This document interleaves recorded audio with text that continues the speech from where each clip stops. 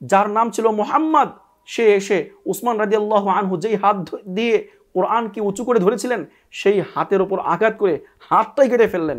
উসমান রাদিয়াল্লাহু আনহুর গায়ে সর্বপ্রথম আঘাত করেছিল সেই মুহাম্মদ কে ছিল জানলে আপনারা অবাক হবেন। সেই মুহাম্মদ ছিল আবু বকর রাদিয়াল্লাহু আনহুর সন্তান হযরত আয়েশা রাদিয়াল্লাহু আনহা, হযরত তালহা, জুবায়ের, হযরত মুয়াবিয়া রাদিয়াল্লাহু আনহু সহ অনেক সাহাবী মনে করতেন মুহাম্মদ যেহেতু উসমান রাদিয়াল্লাহু আনহুকে হত্যার জন্য প্রথমে আঘাত করেছিল আর মুহাম্মদই হত্যা করেছে, তার মানে হচ্ছে এই হত্যার পিছনে আলী রাদিয়াল্লাহু আনহুর হাত আছে, সমর্থন আছে, এটা মনে করতেন। আসসালামু আলাইকুম ওয়া রাহমাতুল্লাহি ওয়া বারাকাতুহু। আমরা জানি হযরত হোসেন রাদিয়াল্লাহু আনহু শাহাদাতটা ইসলামিক ইতিহাসে খুবই হৃদয় বিদারক ছিল, অনেক বেশি মর্মান্তিক ছিল। কিন্তু আমরা কি জানি হোসেন রাদিয়াল্লাহু আনহুর শাহাদাতের চাইতেও মর্মান্তিক ঘটনা ইসলামিক ইতিহাসে আরও ছিল, যেই ঘটনার মধ্য দিয়ে মুসলমান বিশ্বের মধ্যে এমন বিভক্তি সৃষ্টি হয়েছে যে বিভক্তির রিকভার করা সম্ভব হয়নি। এমন বিশৃঙ্খলা সৃষ্টি হয়েছে যে বিশৃঙ্খলা হযরত ঈসা আলাইহিস সালাম পর্যন্ত আর কখনো থামবে না।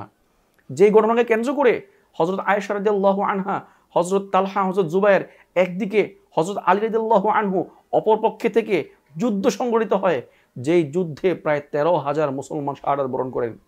যে ঘটনাকে কেন্দ্র করে হযরত মুআবিয়া রাদিয়াল্লাহু আনহু আর হযরত আলী রাদিয়াল্লাহু আনহুর মধ্যকার এক যুদ্ধ সংঘটিত হয়, যেই যুদ্ধে প্রায় 70,000 মুসলমান শাহাদাত বরণ করেন।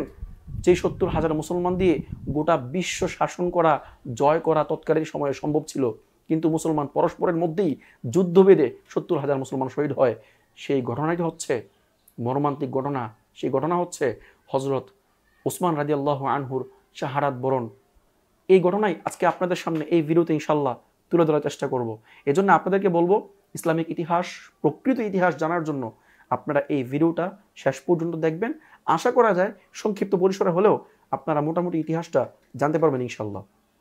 তো হযরত ওসমান রাদিয়াল্লাহু আনহু প্রায় 13 বছর পর্যন্ত মুসলমান বিশ্বের খলিফা ছিলেন।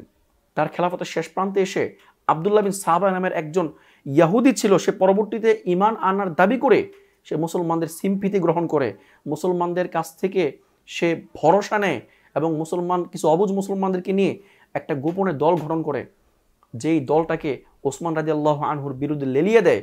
ওসমান রাদিয়াল্লাহু আনহুর বিরুদ্ধে বিদ্রোহ করতে তারা উদ্বুদ্ধ করে। তারা অভিযোগ করলো যে ওসমান রাদিয়াল্লাহু আনহু নাকি খেলাফতের জন্য যোগ্য নন, তার চাইতে বেশি যোগ্য হযরত আলী রাদিয়াল্লাহু আনহু। তারা এই দাবি করে বসলো। আব্দুল্লাহ বিন সাবার এই দলটা হযরত ওসমান রাদিয়াল্লাহু আনহুর বাড়ি এক পর্যায়ে গিয়ে ঘিরে ফেলে, অবরোধ করে ফেলে। ওসমান রাদিয়াল্লাহু আনহু তখন তার ফ্যামিলি এবং কিছু সাথী সঙ্গী নিয়ে ছিলেন সেই বাড়িতে, সেই বাড়ি ঘিরে ফেলেন।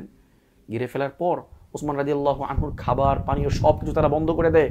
ওসমান রাদিয়াল্লাহু আনহুর খাবার পানীয় পাচ্ছিলেন না। হযরত আলী রাদিয়াল্লাহু আনহুর কাছে খবর পাঠান যে আলী, আপনার কাছে কিছু খাবার থাকলে সেটা আমাদের জন্য পাঠান, কারণ আমাদের খাবার ফুরিয়ে আসছে, কোনো খাবার নেই।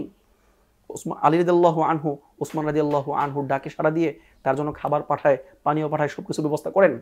কিন্তু এই বিদ্রোহী শ্রেণীর লোকেরা যারা ওসমান রাদিয়াল্লাহু আনহুর খেলাফতকে অস্বীকার করত, ওসমান রাদিয়াল্লাহু আনহুকে অযোগ্য মনে করত, তারা এক পর্যায়ে এসে ওসমান রাদিয়াল্লাহু আনহুর বাসভবন ঘেরাও করে ফেলে, অবরোধ করে ফেলে। তার ওসমান রাদিয়াল্লাহু আনহুকে হত্যা করতে চায়। এক পর্যায়ে ওসমান রাদিয়াল্লাহু আনহু খাবার বন্ধ হয়ে যায়, পানীয় বন্ধ হয়ে যায়, ফ্যামিলির সবার না খেয়ে আছে, এমন এক পরিস্থিতি। আর এদিকে হজের মৌসুম চলতেছিল, সকল সাহাবায়ে কেরাম মদিনা থেকে মক্কাতে হজ করতে গিয়েছে। হযরত আয়েশা রাদিয়াল্লাহু আনহা, তালহা, জুবায়ের সহ বাকি সবাই হজ করতে গিয়েছেন। তখন আব্দুল্লাহ বিন সাবার এবং তার বিদ্রোহী গোষ্ঠী তারা দেখলো যে হজ থেকে ফিরে আসলে মুসলমানরা ওসমান রাদিয়াল্লাহু আনহুর পক্ষে আমাদের বিরুদ্ধে যুদ্ধে নামবে, সুতরাং তার আগে যা করার করে ফেলতে হবে, উসমানকে হত্যা করতে হবে। 18 জিলহজ ওসমান রাদিয়াল্লাহু আনহুকে হত্যার জন্য বাসভবনের ভিতরে ঢুকে একজনকে পাঠায়। হযরত ওসমান রাদিয়াল্লাহু আনহু তখন কোরআন তেলাওয়াত করতেছিলেন, তার সামনে ওসমান রাদিয়াল্লাহু আনহু কোরআনটা তুলে ধরলেন, বললেন, দেখো এই কোরআন দিয়েই কিন্তু আমি তোমাদেরকে পরিচালনা করেছি, রাষ্ট্র পরিচালনা করেছি, তোমরা কেন আমাকে হত্যা করবে? তখন সে সাহস করে চলে গিয়েছে। একে একে করে 4-5 জন এসেছিল, কেউ সাহস করেনি ওসমান রাদিয়াল্লাহু আনহুর গায়ে আঘাত করার জন্য। কিন্তু শেষ পর্যায়ে একজন লোক এসে, যার নাম ছিল মুহাম্মদ, সে এসে উসমান রাদিয়াল্লাহু আনহু যেই হাত দিয়ে কোরআনকে উঁচু করে ধরেছিলেন সেই হাতের ওপর আঘাত করে হাতটাই কেটে ফেললেন। নাউজুবিল্লাহ।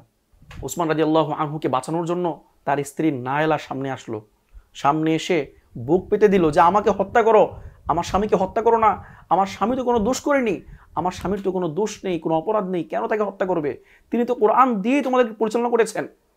তারপরও হতভাগ্য মোহাম্মদ সে মানল না, বরং উসমান রাদিয়াল্লাহু আনহুর স্ত্রী নায়েলার গায়ে আঘাত করে বসলো, আর এতে নায়েলার হাতের, এভাবে যে হাত ছড়িয়ে দিয়েছিলেন, নায়েলার হাতের আঙ্গুলগুলো সব কেটে গিয়েছিল। আর এক পর্যায়ে গিয়ে সবাই মিলে হজরত উসমান রাদিয়াল্লাহু আনহুকে শহীদ করে দিয়েছিলেন। উসমান রাদিয়াল্লাহু আনহুকে যখন শহীদ করা হয়, তখন তার হাতে কোরআন ছিলেন, কোরআন পড়তেছিলেন। সূরা বাকারার 1 নম্বর পারার 20 নম্বর পৃষ্ঠা, যেই পৃষ্ঠার মধ্যে লেখা ছিল ফাসায়াকফিকাহুমুল্লাহ, তোমাদের জন্য আল্লাহই যথেষ্ট, এই কথাটা লেখা ছিল, সেখানে গিয়ে উসমান রাদিয়াল্লাহু আনহুর রক্ত পড়েছিল। যাই হোক, এই হত্যাকাণ্ডই ছিল ইসলামিক ইতিহাসের সবচাইতে মর্মান্তিক ঘটনা। এখন আমরা জানবো যে আসলে এই হত্যাকাণ্ডে কারা জড়িত ছিল। আমি যে নামটা বলেছিলাম মুহাম্মদ, সে উসমান রাদিয়াল্লাহু আনহুর গায়ে সর্বপ্রথম আঘাত করেছিল, সেই মুহাম্মদ কে ছিল জানলে আপনারা অবাক হবেন। সেই মুহাম্মদ ছিল আবু বকর রাদিয়াল্লাহু আনহুর সন্তান। আবু বকর রাদিয়াল্লাহু আনহুর 4 জন স্ত্রী ছিল, তার মধ্যে 3 নাম্বার স্ত্রী আসমা বিনতে উমাইস রাদিয়াল্লাহু আনহুর গর্ভ থেকে এই মুহাম্মদ জন্ম হয়। আর এই মুহাম্মাদের জন্মের 2 থেকে 3 বছরের মধ্যেই হযরত আবু বকর রাদিয়াল্লাহু আনহু ইন্তেকাল করেন। ইন্তেকালের পর আসমা বিনতে উমাইসকে হযরত আলী রাদিয়াল্লাহু আনহু বিয়ে করেন, যার ফলে আসমা বিনতে উমাইস যখন হযরত আলী রাদিয়াল্লাহু আনহু গড়ে ওঠেন, তখন তার সন্তান, শিশু সন্তান মুহাম্মদকে সাথে নিয়ে ওঠেন। আর এই মুহাম্মদ আলী রাদিয়াল্লাহু আনহুর বাড়িতেই বড় হয়ে ওঠে, বেড়ে ওঠে। এখন কথা হচ্ছে, হযরত আয়েশা রাদিয়াল্লাহু আনহা, হযরত তালহা, জুবায়ের, হযরত মুয়াবিয়া রাদিয়াল্লাহু আনহু সহ অনেক সাহাবী মনে করতেন মুহাম্মদ যেহেতু উসমান রাদিয়াল্লাহু আনহুকে হত্যার জন্য প্রথমে আঘাত করেছিল আর মুহাম্মদই হত্যা করেছে, তার মানে হচ্ছে এই হত্যার পিছনে আলী রাদিয়াল্লাহু আনহুর হাত আছে, সমর্থন আছে, এটা মনে করতেন। এজন্যে উসমান রাদিয়াল্লাহু আনহু শাহাদাতের পর যখন আলী রাদিয়াল্লাহু আনহু খেলাফত লাভ করলেন, তখন মুয়াবিয়া রাদিয়াল্লাহু আনহু সহ অনেক সাহাবী বললেন, ততক্ষণ পর্যন্ত ওসমান হত্যার বিচার না পাবো, ততক্ষণ পর্যন্ত আমরা তোমাকে খলিফা হিসেবে মানি না। মানেন নাই। আর একে কেন্দ্র করে দুইটা যুদ্ধ সংঘটিত হয়। একটা হচ্ছে জঙ্গে জামাল, যেখানে হযরত আয়েশা রাদিয়াল্লাহু আনহা, হযরত জুবাইর রাদিয়াল্লাহু আনহু, তালহা রাদিয়াল্লাহু আনহু এক পক্ষে ছিলেন, আরেক পক্ষে হযরত আলী রাদিয়াল্লাহু আনহু। এই দুই পক্ষের মধ্যে ভুল বোঝাবুঝির কারণে এক যুদ্ধ সংঘটিত হয় এক রাতের বেলা, যেই যুদ্ধে প্রায় 13,000 মুসলমান শহীদ হয়। তার পরবর্তী কয়েক মাসের মধ্যেই আবার হযরত মুয়াবিয়া রাদিয়াল্লাহু আনহু আর হযরত আলী রাদিয়াল্লাহু আনহুর মধ্যে এক যুদ্ধ সংঘটিত হয়, যে যুদ্ধে প্রায় 70,000 মুসলমান শহীদ হয়। হযরত